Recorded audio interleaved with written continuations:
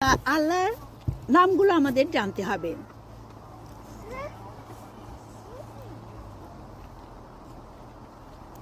তা এখন বলতেছে, আল্লাহ বলতেছে সূরা যারিয়াতে 20-21,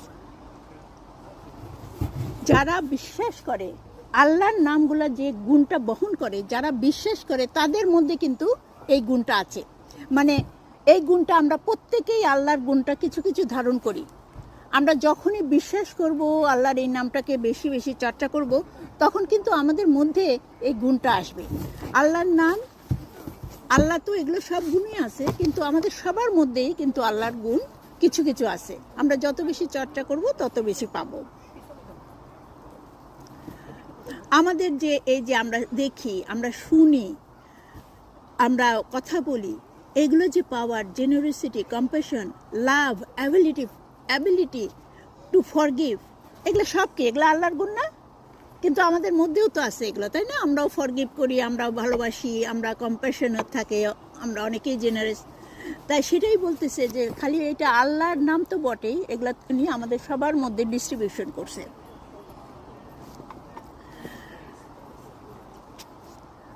তা আমরা যত বেশি এই নামগুলোর চর্চা করব তত আমরা এই নামগুলোর নিজেরাও কি করব?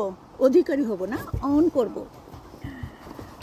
তা প্রথমে শুরু করি হলো যে আল্লাহ, এই যে আল্লাহ নামটা, এই 90 নামের পরে আর একটা নাম, সেটা আল্লাহ। মানে আল্লাহটা দিয়ে কি হলো? 100 হলো, তাই না? আল্লাহ is Isme Azam, the greatest name, which contains all the divine and beautiful attributes and is the sign of the essence and the cause of existence. Do you know anyone worthy of the same name as he? কেউ কি আমরা কি কাউকে এরকম এতগুলো নামের মানে ধারণ করে, এই এতগুলো গুণ ধারণ করে, এরকম কি কাউকে আমরা দেখতে পাই? এটা আল্লাহ প্রশংসা বলতেছে সূরা মারিয়ামের 65 আয়াতে।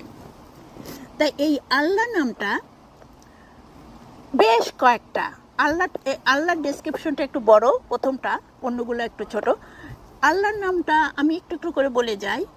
কয়েকটা জিনিস নির্ধারণ করে আল্লাহর নামটা। কি দাম? নাম্বার এ, কি দাম? He is before. কি দাম মানে কি? He is before and before he did not become, he always was. তিনি পূর্বে ছিলেন, তারও পূর্বে ছিলেন, তিনি হননি মানে আসেন নাই, এরকম কিছু না। হি অলওয়েজ ওয়াজ। সেকেন্ড হলো বাকা, he is the after and after.